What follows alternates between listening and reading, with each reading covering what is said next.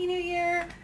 New Year's is my favorite holiday, and so I had to make a video celebrating the new year, and what better way to do it than by talking about books. And I want to show you some books that are adventurous, exciting, fun to read, and not too heavy, that are going to really take you to another place, and it's just going to be fun. Before I do, I have to show you my whole shirt because I realize that of course it's just cut out of there, but I'm a huge Office fan, and it says Perfektenschlag on it. So I would say that these books are Perfektenschlag. And I'm going to start off with two books in a series that are new to me. I've never heard of them before, and my husband actually got them for me last Christmas, and I didn't read them. They somehow, hid out in my library until this winter when I got into them. And there is a third book coming out in this series soon. The first book is called Small Spaces. The second one is called Dead Voices. And they are so much fun. They're scary, they're creative, they take you to another world where your characters have to be problem solvers and really think through how are they going to get out of this one. And it's set in a town that is just so interesting. So I really, really love Catherine Arden's storytelling, and I can't wait to read more by her. But Small Spaces and Dead Voices are just fantastic. A little bit spooky, but really fun.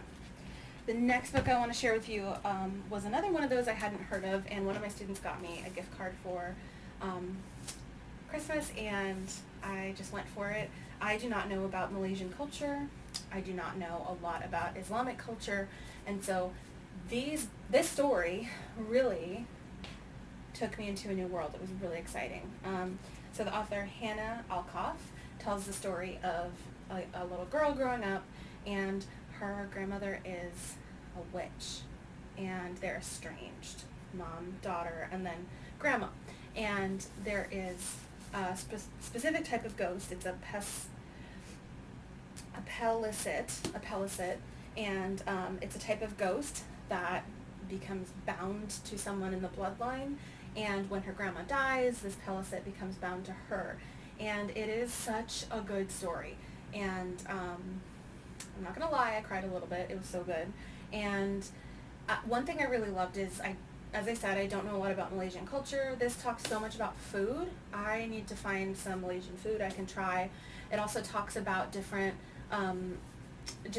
cultural parts of Islam that I just didn't know, and so that was really exciting to see this represented in a book. And I love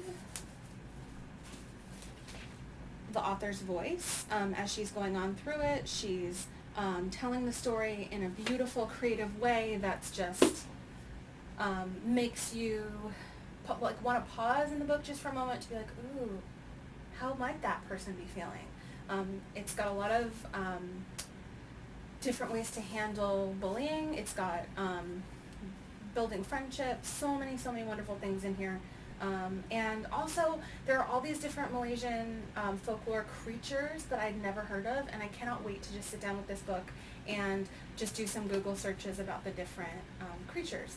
And it almost made me think of another one of my favorite series by Tracy Baptiste, The Jumbies. I didn't know a lot about Caribbean folklore, and that series, The Jumbies Return, Rise of the Jumbies, Jumbies God of Revenge, there's 3 books by Tracy Baptiste.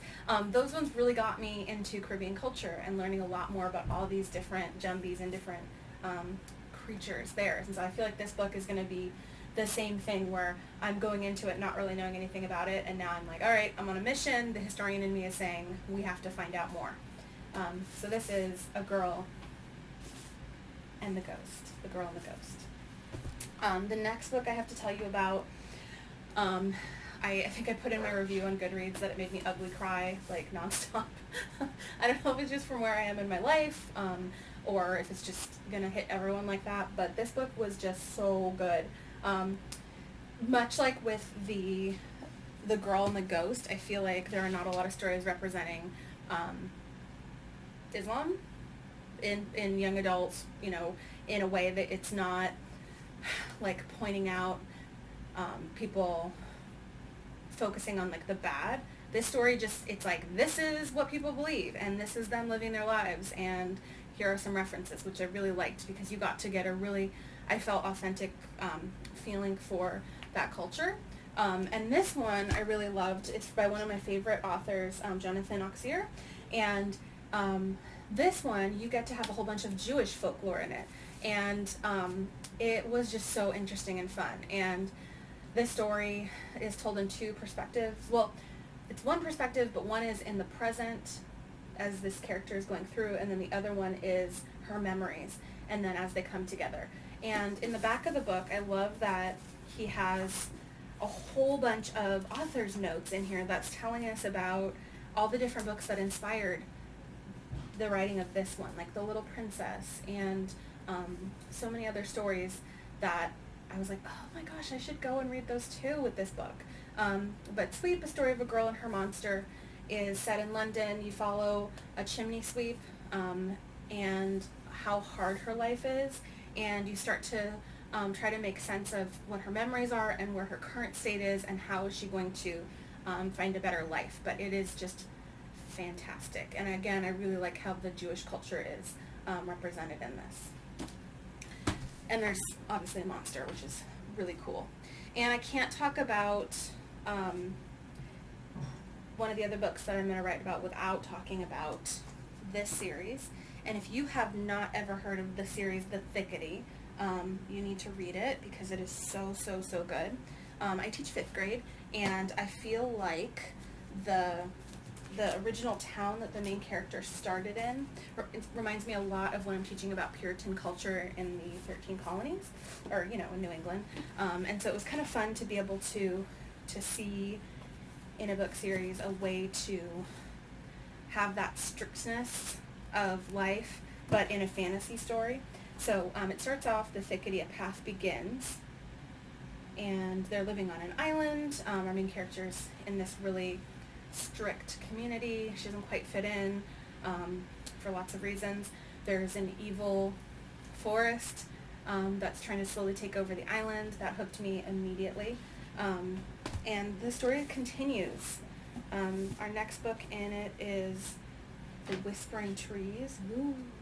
So you better believe they're going into that forest, which is pretty exciting. Then it goes to Well of Witches, and then it finishes with The Last Spell. And J.A. White, just his writing style is so wonderful. It's got like the creepy notes to it. It's got all these different messages so artfully woven throughout the story that you get to a part and you're like, oh my gosh, yes, that. And mystery, adventure. J.A. White also wrote one of my other favorite books, which is Nightbooks, and it is also with that kind of feeling of fairy tales and excitement. There's a boy who lives in an apartment, I believe in New York, and he's traveling down to the basement to burn his Nightbooks. And instead of the elevator stopping at the basement where the furnace is, it stops on another floor. And he gets trapped by someone. I don't want to spoil it for you, but it's a story of survival. It's a story of magic. It's got some serious fairy tale, like twist, retell vibes in it. I don't want to tell you which one, but it's just wonderful. And within the story, it has a whole bunch of other little stories, and they are spooky, so if you don't like scary, maybe not for you. They have a magical garden in there where they're describing all these different plants, and I've done a lot of art inspired by that. It's just so wonderful. And I found out this winter that he even had a hidden extra story on his website. So if you read this and love it, if you go to J.A. White's website, he has a secret story that goes with it. And so, of course, I printed it out and added it to this. This is one that sometimes I do as a read aloud to my class, but I haven't done it this year yet. The next book I got in my I get Fairyloot subscription box, and I love it because not only does it give me good books, the edges are sprayed, so it has this beautiful teal glitter, and it always has a different cover than the main released one, and Fairyloot always comes with a signature from the author and a message from the author. And this book has a sequel coming out later this new year. I cannot wait for it. It follows the story of Fable, who has been abandoned on this really rough island by her father. She can't tell anyone who her father is, and she just has to basically survive and get back to him to prove that she is worthy of her inheritance. And there's a really neat magic system in here. There's adventure. Characters are just so interesting, and I love how she's also trying to figure out who she can trust and who she can't trust, and so I felt like that was a really interesting piece of it, and I can't wait for the sequel. Okay, and so the last books that I wanted to show you are all by the same author, Jonathan Auxier, and he also wrote Sweep, the one I talked to you previously, The Girl and Her Monster. But I'm going old school with this because he's been out for a while. The Night Gardener, if you've never read The Night Gardener, you need to read it. It is so good. It's almost like it has gothic Victorian mystery vibes happening with it. It's spooky, it's creepy. There are two children that come to be servants in a house. There's something wrong with the house. The people that live in it look like they're kind of washed out, and they're trying to figure out what's going on. I love in this book, it's got a lot of thought-provoking parts where you're wondering what is it that people need in life versus what do they want, and everything has a cost. It's so good, so good. So there's that for that one. And then these two are in a series, and the first book is Peter Nimble and His Fantastic Eyes, and it is about a boy who's the best thief in the world. He's like the best pickpocket. He can break any lock, and the adventures that he goes on, and it takes you all over the place. It takes you out of London. It takes you on these adventure. So if you want like a big sweeping fun adventure in these really wonky lands, this one is great.